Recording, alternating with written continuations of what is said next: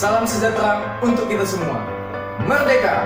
Perkenalkan, nama saya Linus Asman GST, Angkatan 24, Kelompok 4, peserta laksar CPNS tahun 2021 Kabupaten Tapanuli Tengah yang diselenggarakan oleh BKPSDM Kabupaten Tapanuli Tengah bekerjasama dengan BPSDM Provinsi Sumatera Utara.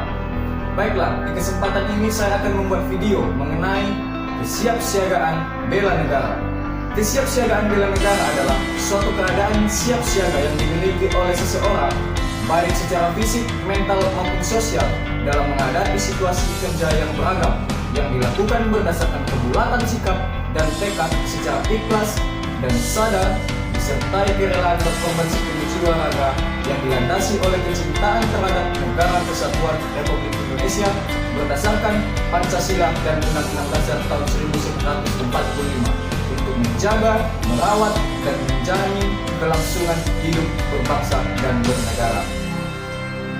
Baiklah, dalam nilai-nilai bela negara ada kemampuan awal bela negara. Kemampuan awal bela negara dapat berupa kesiapsiagaan jasmani, kesiapsiagaan mental, menjunjung tinggi kearifan lokal, serta memiliki etika. Baiklah, mari kita simak video berikut ini. Yang pertama yaitu kesiapsiagaan jasmani. Hal-hal yang harus kita perhatikan dalam kesiapsiagaan jasmani yaitu pola hidup sehat, gangguan kesehatan jasmani, sifat dan sasaran pengembangan, latihan dan pengukuran. Dengan memiliki tubuh sehat, fisik dan jasmani yang sehat, tentunya itu merupakan awal bentuk kita bela negara.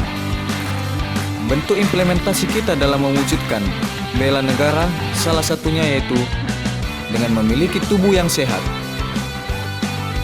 Memiliki tubuh yang sehat dapat kita lakukan dengan berolahraga. Seperti ini saya melakukan gerakan pemanasan atau warming up.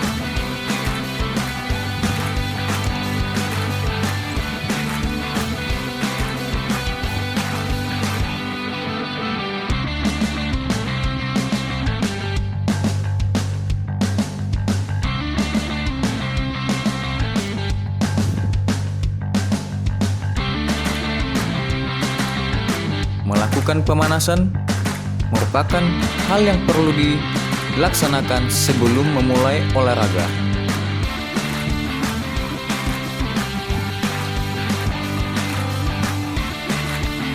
Dengan berolahraga, kita lebih mudah untuk mendapatkan tubuh yang sehat.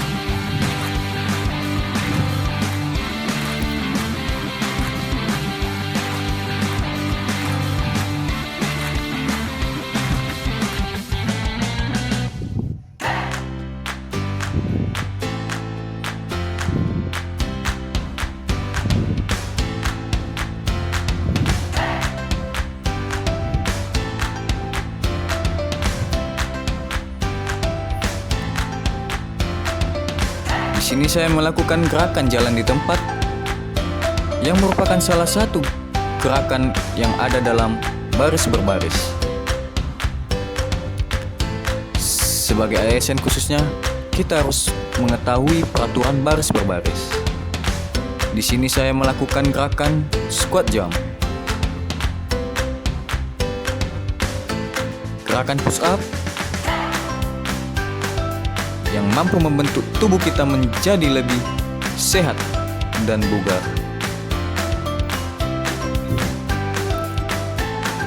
Kemudian, yang terpenting kita melakukan lari.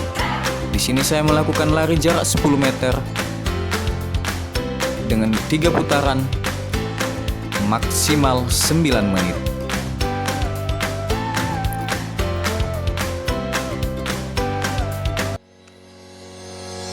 Yang kedua, kesiapsiagaan mental. Kesiapsiagaan mental meliputi kesehatan berpikir, pengendalian diri, manajemen stres, dan makna hidup. Kesehatan berpikir. Kesehatan mental berkaitan dengan kemampuan berpikir. Dalam kesiapsiagaan mental, dibutuhkan kesehatan dalam berpikir agar kita senantiasa selalu berpikir positif dan terhindar dari pikiran-pikiran negatif yang membuat kita menjadi mudah emosi atau dapat mempengaruhi keadaan jiwa kita. Berpikir sehat merupakan kemampuan menggunakan logika dan rasionalitas. Kemudian, pengendalian diri. Pengendalian diri di sini merupakan cara kita mengontrol diri. Kepekaan kita terhadap lingkungan sekitar, kesadaran sosial, juga bagaimana kita bersosialisasi atau menjalin hubungan sosial dengan orang lain. Yang ketiga, manajemen stres. Manajemen stres juga diperlukan agar kita mampu mengendalikan dan mengatur keadaan jiwa kita serta pikiran kita agar tidak berdampak bagi orang lain ataupun pekerjaan kita. Kemudian, makna hidup. Makna hidup berhubungan dengan manifestasi spiritualitas yang merupakan penghayatan intrapersonal. Diharapkan kita memang mempunyai tujuan hidup yang jelas untuk berguna bagi orang banyak. Komponen-komponen emosi yang positif harus kita bangun di dalam diri kita, khususnya kita sebagai seorang ASN. Komponen emosi positif dapat berupa seperti contoh, menolong dengan spontan, memegang teguh janji, memaafkan diri dan orang lain, berperilaku jujur, menjadi teladan bagi orang lain, dan mengutamakan keselarasan dan kebersamaan. Nah, apa sajakah ciri-ciri orang yang memiliki gangguan mental? Yang pertama, mudah emosi, mudah cemas, mudah stres, tidak menjalin hubungan sosial yang baik dengan orang lain, tidak peduli dengan lingkungan sekitar,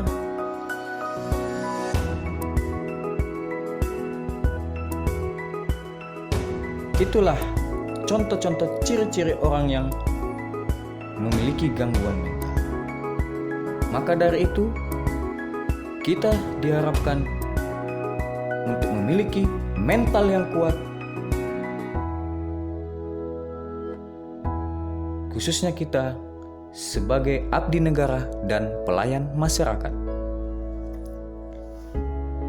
Kemudian, hal apakah yang harus kita lakukan untuk menjaga mental selalu sehat? Ada beberapa yang harus kita lakukan agar mental kita sehat. Yang pertama, mengontrol emosi, rajin beribadah, mencoba hal-hal baru,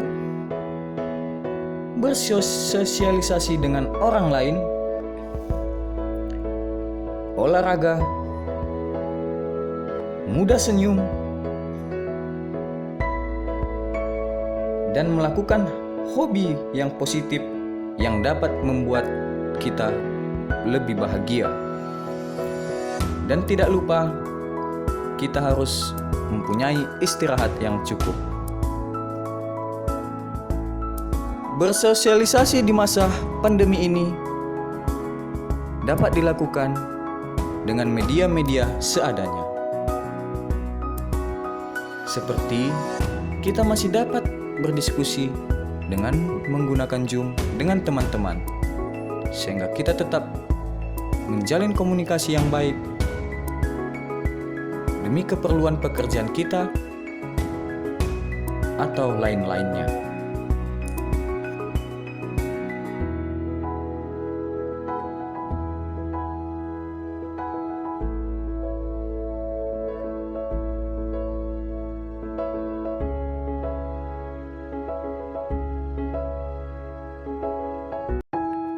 Yang ketiga, menjunjung tinggi kearifan lokal. Kearifan lokal merupakan hasil pemikiran dan perbuatan yang diperoleh manusia di tempat ia hidup dengan lingkungan alam sekitarnya untuk memperoleh kebaikan. Kearifan lokal dapat berupa ucapan, cara, langkah kerja, alat, bahan, dan perlengkapan yang dibuat manusia setempat untuk menjalani hidup di berbagai bidang kehidupan manusia. Kita bangsa Indonesia memiliki banyak kearifan lokal dari Sabang sampai Merauke. Seperti contoh, kearifan lokal yang ada di Sumatera Utara, yaitu silsilah marga yang beragam, lompat batu nias, adat pernikahan dengan sinamotnya, rumah adat yang khas setiap daerah, seni pertunjukan khas akan tarian tortor, dan lain-lain. Sudah selayak dan sepantasnya lah kita menjaga dan melestarikan kearifan lokal yang mengandung nilai-nilai jati diri bangsa yang luhur dan terhormat tersebut.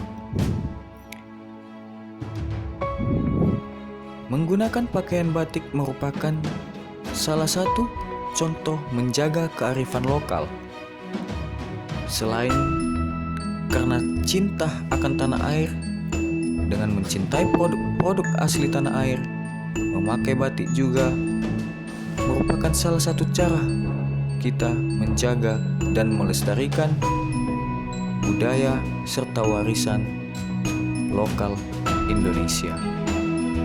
Kemudian bagian keempat atau terakhir dari kemampuan awal bela negara adalah memiliki etika. Etiket ialah sopan santun atau tata krama. Etiket terdiri atas etiket kerapihan diri dan tata cara berpakaian, etiket duduk, etiket berdiri, etiket berjalan, etiket berkenalan dan berjabat tangan, etiket berbicara, etiket dalam jamuan, dan etiket pada pemotretan formal. Berikut saya akan menunjukkan beberapa contoh etiket. Yang pertama, etiket berpakaian. Pilihlah pakaian yang sesuai ukuran tubuh, tinggi badan. Kemudian, pilihlah pakaian yang sesuai dengan jenis acara yang akan dihadiri. Penyelenggaraan Latsar CPNS tahun ini, yakni menggunakan kemeja putih lengan panjang, dilengkapi dasi berwarna hitam, papan nama berada di sebelah kanan, dan pin korpri berada di sebelah kiri. Kemudian menggunakan celana hitam dan sepatu pantofel berwarna hitam.